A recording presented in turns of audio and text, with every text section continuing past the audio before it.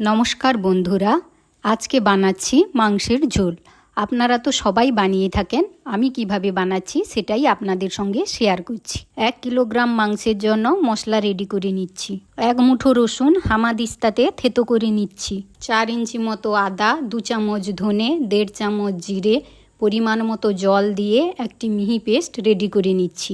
ধুয়ে জল ঝরিয়ে রাখা মাংসের মধ্যে দিয়ে দিচ্ছি লেবুর রস, পরিমাণ মতো লবণ, 1 চামচ হলুদ, 1 চামচ লঙ্কা গুঁড়ো, মিক্সিতে করে রাখা পেস্টের অর্ধেকটি দিয়ে দিলাম। অর্ধেক থেতো করে রাখা রসুন দিয়ে কুচিয়ে রাখা পেঁয়াজ দিয়ে দিচ্ছি, আর দিয়ে দিচ্ছি পরিমাণ মতো সর্ষের তেল। একসঙ্গে মাখিয়ে ম্যারিনেট করে 15 মিনিটের জন্য রেখে দিলাম। গরম তেলে 2টো তেজপাতা, গোটা গরম মশলা, বাকি রসুন দিয়ে ভেজে নিচ্ছি। কোচানো পেঁয়াজ দিয়ে কিছু সময় ভেজে নিলাম। পরিমাণ মতো লবণ দিয়ে কিছু সময় ভেজে নিয়ে বাকি পেস্টটি দিয়েও ভেজে নিচ্ছি। পরিমাণ মতো কাশ্মীরি লঙ্কার গুঁড়ো, হলুদ গুঁড়ো, লাল লঙ্কার গুঁড়ো দিয়ে কিছু সময় রান্না করে টমেটো কুচানো দিয়ে কিছু সময় রান্না করে নিলাম। 1/4 চামচ চিনি দিয়ে কিছু সময় রান্না করে মশলা রেডি করে নিলাম।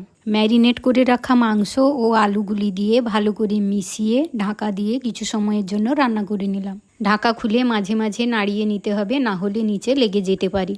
যতক্ষণ না মাংস থেকে জলটা শুকিয়ে যাচ্ছে ততক্ষণ এইভাবে রান্না করে নেব। কষা মাংসতে পরিমাণ মতো জল দিয়ে ফুটে উঠলে গরম মশলা দিয়ে ভালো করে মিশিয়ে ঢাকা দিয়ে কিছু সময় রান্না করে নিলাম। এইভাবেই তৈরি করে নিলাম মাংসের ঝোল। Thank you.